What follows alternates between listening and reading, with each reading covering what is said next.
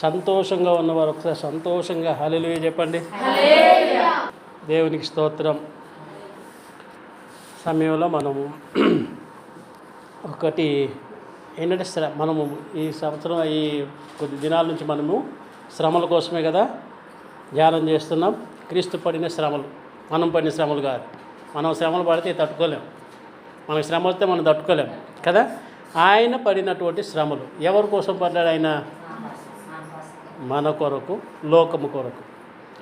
లోకము బాగుండాలని, లోకములో ఉన్నటువంటి వారు బాగుపడాలని, లోకములో ఉన్నటువంటి వారు ముక్తి పొందాలని, లోకములో ఉండేటటువంటి వారు పాప బంధకం నుంచి విడిపించబడాలని లోకము కొరకు ఆయన శ్రమ పడ్డాడు. ఎందుకు శ్రమ పడ్డాడు? యోహాను సువార్తలో చెప్తాడు. లోకమును ఆయన ఎంతగానో ప్రేమించాడు కాబట్టి ఆయన శ్రమ పడుతున్నాడు. మనం ఎవరినైనా ప్రేమించామనుకోండి, మన కష్టాలు కూడా ఉంటే వాళ్ళ కొరకు మనం ఎంతో కష్టపడతాం కదా. ఎవరినైనా మనం ప్రేమించామంటే ప్రేమించినటువంటి వ్యక్తి కొరకు ఏం చేస్తాం? శ్రమ పడతాం. చిన్న బాధ తగిలితే వెళ్ళిపోతాం. అలాగే మనని ఆయన చాలా ఎంతో చెప్పలేనంతగా ప్రేమించాడు.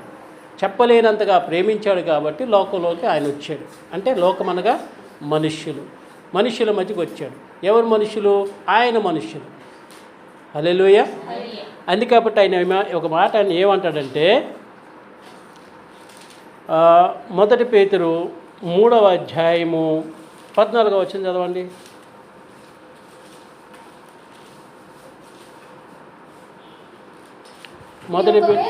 మీరు ఒకవేళ నీతి నిమిత్తము శ్రమపడినను, చాలు, శ్రమపడినను మీరు ధన్యులే. యేసుక్రీస్తు ప్రభువు వారు నీతి నిమిత్తము శ్రమపడ్డారా? అనీతి నిమిత్తం శ్రమపడ్డారా? నీతి నిమిత్తం శ్రమపడ్డారు. ఏమిటా నీతి అంటే? పాపులమైనటువంటి వారిని రక్షించడానికి ఆయన శ్రమపడ్డాడు.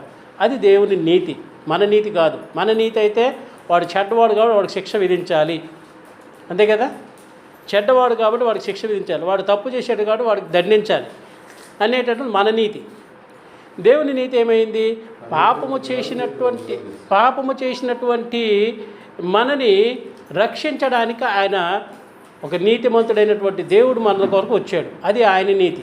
క్షమించడం ఆయన నీతి, సమాధానపరచడం ఆయన నీతి, దేవునితో సమాధానపరచడం ఆయన నీతి. కాబట్టి ఇక్కడ నీతి నిమిత్తము శ్రమపడినటువంటి మీరు ధన్యులే.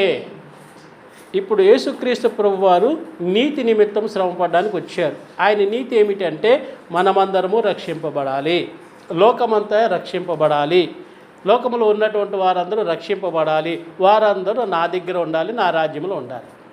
అది దేవుని నీతి అయి ఉన్నది. కాబట్టి 17వ వచనం చూడండి. దేవుని చిత్తం అలాగున్న ఎడల శ్రమపడుట కంటే బహు మంచిది. చాలు. చూసారా, చాలామంది కీడు విషయంలో శ్రమ పడతారు. ఒకరికి కీడు చేయాలని శ్రమ పడతారు, ఒకరు ఏ మాదిరిగా దండించాలని శ్రమ పడతారు, ఎవరు ఏ తప్పు మోపుదామా అని శ్రమ పడుతుంటారు, ఎవరికైనా ఏదైనా అపకారం చేయాలని శ్రమ పడుతుంటారు. లేదా అందుకే ఇక్కడ ఏమన్నంటే కీడు చేసి శ్రమ పడుట కంటే మనం ఒక కీడు చేయడానికి శ్రమ పడతాం, కీడు చేసి మనం శ్రమ పడుతుంటాం. ఈ శ్రమ కంటే ఏమంటున్నాడు అక్కడ? మేలు చేసి శ్రమ పడుటే బహు మంచిది. కీడు చేసిన వాడికి ఎవరైనా శ్రమ పెడతారా? వాడిని చూసి భయపడి వెళ్ళిపోతుంటారు కదా. ఒకడు కత్తి పట్టుకొని వచ్చాడు అనుకోండి, వాడిని చూసి వాడి కోసం మనం ఏమైనా చేస్తామా? పారిపోతాం. కానీ మేలు చేసిన వాడికి ఏమవుతుంది? నింద వస్తుంది. మేలు చేసిన వాడికి ఏమొస్తుంది? అపనింద వస్తుంది. మేలు చేసిన వాడిని ఎదిరిస్తారు, మేలు చేసిన వాడిని పట్టుకుంటారు, మేలు చేసిన వాడిని కొడతారు. ఎందుకంటే వీళ్ళకి రావాల్సిన లాభాలన్నీ పోతాయి కాబట్టి. హల్లెలూయా. అందుకే కీడు చేసి శ్రమపడటం కంటే మేలు చేసి శ్రమపడటం మంచిది. మేలు చేసినటువంటి వాడికి వచ్చే శ్రమ వేరు, కీడు చేసినటువంటి వారికి వచ్చే శ్రమ వేరు. కీడు చేసినటువంటి వాడు సంతోషంగా ఉంటాడేమో కానీ ఒక దినానికే ఆ సమయ సందర్భాన్ని పెట్టి వాడికి తగినటువంటి శ్రమ వస్తుంది, దాన్ని వాడు తట్టుకోలేడు. అప్పుడు తెలుసుకుంటాడు, చేతులు కాలు ఇంత తాకులు పట్టుకుంటే లాభం, అది పరిస్థితి. కానీ మేలు చేసిన వాడు ఏంటంటే నిరీక్షణ కలిగినటువంటి వాడే దేవుడు చూసుకుంటాడు. అని ఒక ఆధారం కలిగినటువంటి వాడే ఒక శ్రమను అనుభవిస్తూ ఉంటాడు. ఒక మాట ఆడు, ఒక విధంగా ఏ విషయంలో కూడా బాధపడ్డు, లోపల బాధపడినా సర్లే అనుకోని పరిస్థితిలో జరిగిందేమో అనేటువంటి ఆలోచన కలిగిన వాడే ఆ పూటకో లేకపోతే ఒక రోజుకో 2 రోజులకో ఉండి తర్వాత మర్చిపోతాడు, మళ్ళా సమాధాన పడతాడు. యేసుక్రీస్తు ప్రభువారు కూడా ఈ లోకానికి వచ్చి ఎన్ని కీడులో అనుభవించాడు మన విషయంలో. అలాగే ప్రజలు కూడా ఆయనకి ఎంతో శ్రమ పెట్టారు. ఆ శ్రమలో చూసినట్లయితే యెషయా గ్రంథంలో ఒక మాట ఉంటుంది చూడండి, 53వ అధ్యాయము 4వ వచనం చదవండి. యెషయా గ్రంథము 53:4 వచనం. నిశ్చయముగా అతడు మన రోగములను భరించెను వహించెను. చాలు. ఆయన ఏంటంటే మన రోగాలను ఆయన భరించాడు, మన వ్యసనాల్ని ఆయన వహించాడు, మనం పడవలసినటువంటి శిక్షని ఆయన మీద వేసుకున్నాడు. అంటే మనము ఏదైతే అనుభవించాలో అది ఆయన అనుభవించాడు. చూసారా, దేవుని ప్రేమ ఇదే. పిల్లలకి దండిస్తాం, ఇప్పుడు దేవుడు కూడా కొన్ని విషయాలు దండించాడు. దండించినా కూడా తన ప్రేమ వాత్సల్యం పెట్టి ఏం చేస్తాడంటే వెంటనే ఆ గాయాన్ని కడతాడు. గాయం రేపువాడును నేనే, గాయం కట్టువాడును నేనే. గాయం ఎందుకు రేపుతాడంటే నువ్వు బాగుపడడానికి. మళ్ళీ దాన్ని ఏం చేశాడు, అయ్యో నువ్వు భరించలేకపోతున్నావని మళ్ళీ ఆయనే బాధపడతాడు. మన పిల్లల కోసం చూడండి, గట్టి కొట్టేస్తాం, కొట్టేసిన తర్వాత కోపంలో కొంచెంసేపు ఆడు ఏడుస్తాడు, తర్వాత ఇచ్చి దగ్గరికి తీసుకుంటామా లేదా? దగ్గర తీసుకొని అలా చేయకునైనా, అలా చేస్తే నాకు కోపం వస్తుంది, కొట్టిస్తాను, నువ్వు ఇలా బుద్ధి మంచి పనులు చేసుకోవాలి, ఇలా చెడ్డ పనులు చేయకూడదు, నువ్వు అలా తిరగకూడదని ఎంత బుద్ధికి చెప్తాను, తర్వాత ముందు కోపం వచ్చేస్తుంది. అంటే అదేవిధంగా మన రోగములు చివరికి మన ఆయన శిక్షించాడు, కొన్ని విషయాలు చెప్పాడు, కొన్ని ధర్మశాస్త్రాన్ని నియమించిన తర్వాత వీటన్నిటి వల్ల ప్రయోజనం లేకపోయేసరికి ఏంటంటే ఆయనే మన రోగములను భరించాడు. హల్లెలూయా. ఆయనే మన వ్యసనములను వహించాడు, ఆయనే మన కొరకు నిందల పాలయ్యాడు, ఆయనే మన కొరకు అబాస పాలయ్యాడు, ఆయనే మన కొరకు లాస్ట్కి కల్వరి శిలువలో ప్రాణం విడిచిపెట్టాడు. ఎంత గొప్ప విషయం చూసారా. అందుకని అక్కడ ఏంటంటే 18వ వచనం చదవండి, 1 పేతురు 3వ అధ్యాయం 18వ వచనం. ఎందుకు అంత శ్రమ పడ్డాడనే విషయం తెలుస్తుంది. ఏలయనగా మనలను దేవుని యొద్దకు తెచ్చుటకు అనీతిమంతుల కొరకు నీతిమంతుడైన క్రీస్తు శరీర విషయములో చంపబడి ఒక్కసారే శ్రమపడెను. చాలు. ఏమన్నాడు? దేవుని యొద్దకు తెచ్చుటకు అంటే దేవునితో సమాధానపరచడానికి, దేవునితో కలిసి మనం ఉండడానికి ఈ శ్రమ పడ్డాడంట. తర్వాత చూస్తే అనీతిమంతుల కొరకు నీతిమంతుడైన క్రీస్తు. నీతిమంతులు మనం ఒక్కడు లేడు, నీతిమంతుడు ఒక్కడును లేడు. అయితే నీతిమంతుడు లేనటువంటి ఈ లోకంలో మనని ఏం చేశాడు? నీతిమంతులుగా చేయడానికి, దేవునితో సమాధానపరచబడాలంటే మనము నీతిమంతులుగా మొదట మార్చబడాలి. నీతిమంతులుగా మార్చబడాలంటే ఎవరైనా ఒకరు నీతిమంతులుగా మనం చేయాలి, లేదా మన పాప దోషం నుంచి వాళ్ళు ఏం చేయాలి? ఆ శిక్షను తగ్గించాలి, లేదా దాన్ని పరిహరించాలి. ఇవన్నీ మనకు ఇవన్నీ అడ్డుగోడలు. ఒక్కొక్క రకమైనటువంటి ఇటుక పేర్చినట్టు ఉంటుంది. పాపం అనేటువంటిది, దోషం అనేటువంటి ఇవన్నీ ఒక్కొక్క రకమైన ఇటుకలతో కట్టబడి దేవునికి మనకి ఉన్నటువంటి ఇవన్నీ అడ్డుగోడగా ఉండిపోయినాయి. వీటన్నిటిని ఏంటంటే ఆయన వహించాడు. ఎవరు? ప్రభు అయిన యేసుక్రీస్తు వహించి భరించి వాటినన్నింటిని తొలగించి ఏం చేశాడంటే దేవుని యొద్దకు తెచ్చుటకును నీతిమంతుల వరకు అనీతిమంతులకు నీతిమంతుడైన క్రీస్తు శరీర విషయంలో శ్రమపడ్డాడు. శరీర విషయంలో మనం ఏది విషయంలో ఉన్నాం? శరీరంతో ఉన్నాం కాబట్టి శరీర విషయంలో ఆయన శ్రమపడ్డాడు, ఆత్మ విషయంలో శ్రమపడలేదు. హల్లెలూయా. ఎందుకంటే మొదట ఆదాము ఆత్మస్వరూపుడైనటువంటి వాడు, ఆయన ఏమయ్యాడు? జీవాత్మ అయినటువంటి వాడు. జీవాత్మ అయినటువంటి వాడు ఏమయ్యాడు? శరీరముగా ధరించినటువంటి వాడయ్యాడు. అంటే మట్టి శరీరం ధరించినటువంటి వాడయ్యాడు. ఈ మట్టి శరీరాన్ని ధరించినటువంటి ఈ వ్యక్తికి మళ్ళీ ఈ శరీరం పోవాలంటే ఈ శరీరం ద్వారా ఏదైతే పాపము దేని నుండి వచ్చింది? శరీరమును కలిసి ఉన్నది. కాబట్టి ఈ శరీరానికి తగిన శిక్ష ఎవరు అనిపించారు? యేసయ్య అనుభవించాడు. యేసుక్రీస్తు అనుభవించి దాన్ని అందుకే శరీర విషయంలో చంపబడి ఆత్మ విషయంలో బ్రతికింపబడ్డాడు. ఇప్పుడు మనం శరీర విషయంలో చేయబడినటువంటి పాపములన్నిటి నుంచి మనము చంపబడి ఏమవ్వాలి? ఇప్పుడు ఆత్మ విషయంలో నీతిమంతులై దేవునితో కలిసి ఉండాలని ఆయన నిర్ణయించుకున్నాడు. హల్లెలూయా. అందుకనే శరీర విషయంలో చంపబడి ఆత్మ విషయంలో ముద్రింపబడి పాపముల విషయంలో ఒక్కసారి మరణించాడంట, శ్రమపడ్డాడు. ఒక్కసారి, ఈ పదే సార్లు శ్రమ పడలేదు. ఆనాటి కాలంలో ధర్మశాస్త్ర విషయం సందర్భంకి వచ్చినప్పటికీ పదే శ్రమ పడాల్సి వచ్చింది. ప్రతి సంవత్సరంకి ఒకసారో లేకపోతే 6 నెలలకు ఒకసారి ఏదో ఒక గొర్రె పిల్లని తీసుకొని రావాలి, అక్కడ అర్పించాలి, దాని నుంచి ఆ పాప క్షమాపణ పొందుకోవాలి, మళ్ళీ ప్రతిసారి ఒక పండగ చేసుకోవాలి.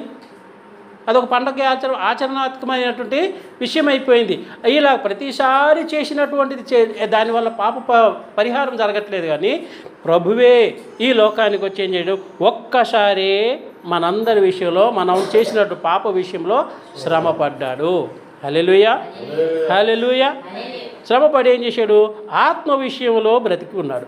మనము కూడా రేపటి దినాన ఈ శరీరాన్ని విడిచిపోతే మనం ఏం చేస్తామంట, ఆత్మ విషయంలో మనము దేవునితో కలిసి ఉంటాం. మనకి దేవుడు ఆత్మ అయి ఉన్నాడు, మనము దేవుడిచ్చిన ఆత్మ కలిగినటువంటి వారమై ఉన్నాము. ఈ ఆత్మ దేవుని ఆత్మతో కలిసి సంతోషంగా ఉంటామంట. హల్లెలూయా. దేవునితో కలిసి ఉండేటటువంటి జీవితాన్ని మరలా మనకిస్తున్నాడు. మొట్టమొదటిసారిగా ఆదాము దేవునితో కలిసి ఉండేటటువంటి వాడు.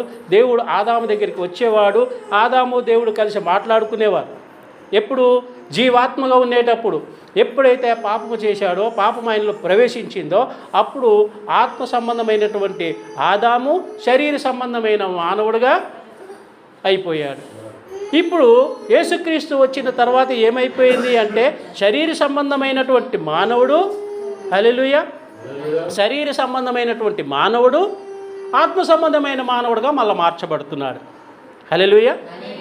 అంటే మొదట ఆత్మ సంబంధమైన మానవుడు శరీర సంబంధిగా ఎలాగైతే భూమి మీదకి వచ్చాడో, భూమి మీద ఉన్నటువంటి శరీర సంబంధమైనటువంటి మానవుడు యేసుక్రీస్తుని బట్టి, ఆయన చేసినటువంటి త్యాగమును బట్టి, ఆయన పడిన శ్రమను బట్టి ఆత్మ సంబంధమైన మానవుడిగా మళ్ళా తీర్చిదిద్దబడుతున్నాడు.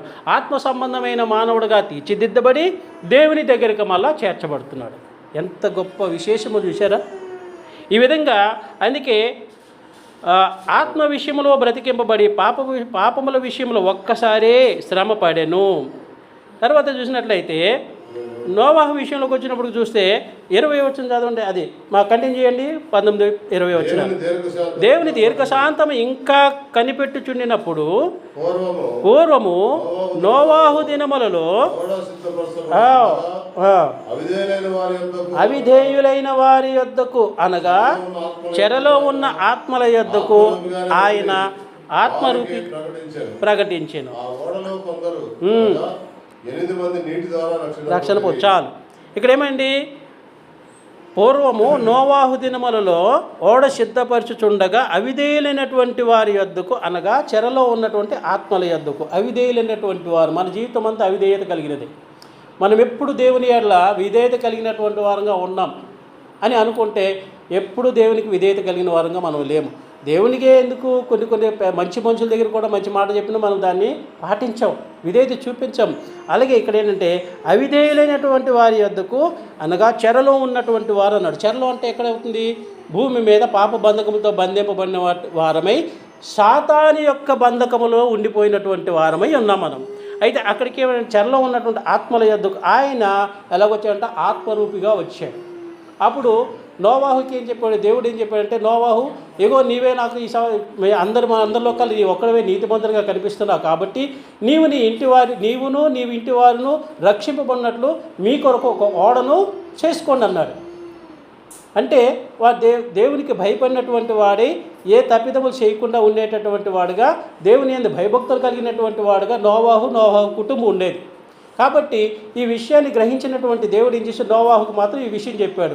చెప్పుతూ ఏం చేశాడు, అనేక మంది ప్రజలకు కూడా ఈ సువార్తను అందించాడు. అయ్యా, రేపు దినాన వర్షం రాబోతుంది, మొత్తం లోకమంతా మునిగిపోతుంది, మీరు కూడా చచ్చిపోతారు, కాబట్టి ఓడలోకి రండి అంటే ఎవరు రాలే.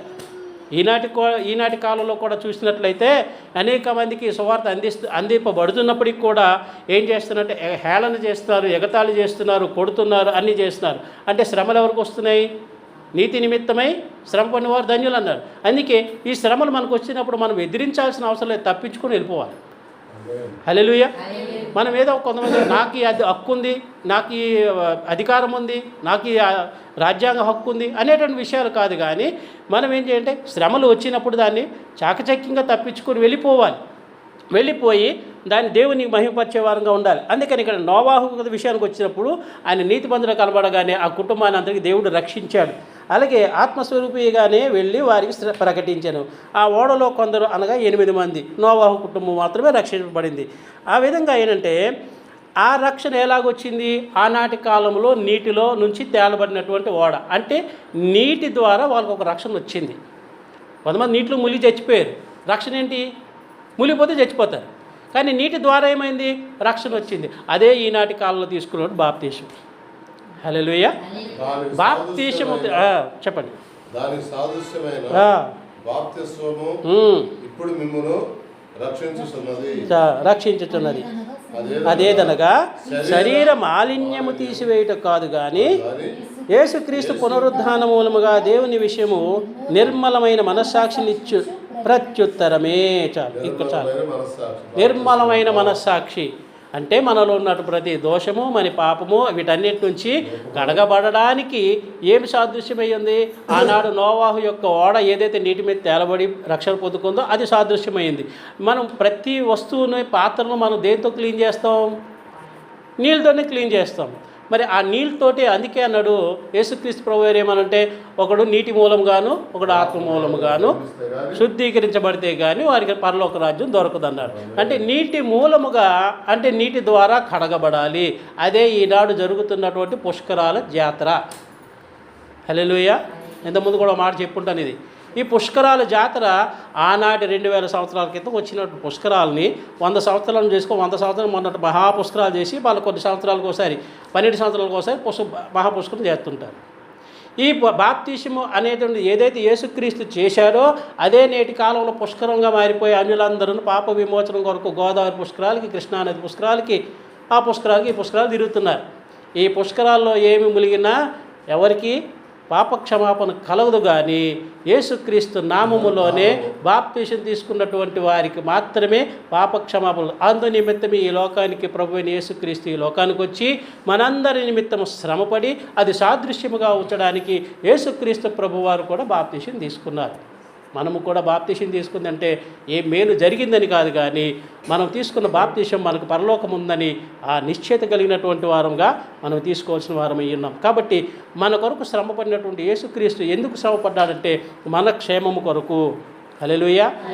మన పాప విమోచనము కొరకు, మనము దేవునితో కలిసి ఉండడానికి కదా, అలాగే దేవునితో కలిసి జీవించడానికి, దేవుని రాజ్యంలో నిత్య జీవం కలిగి ఉండడానికి. హల్లెలూయా.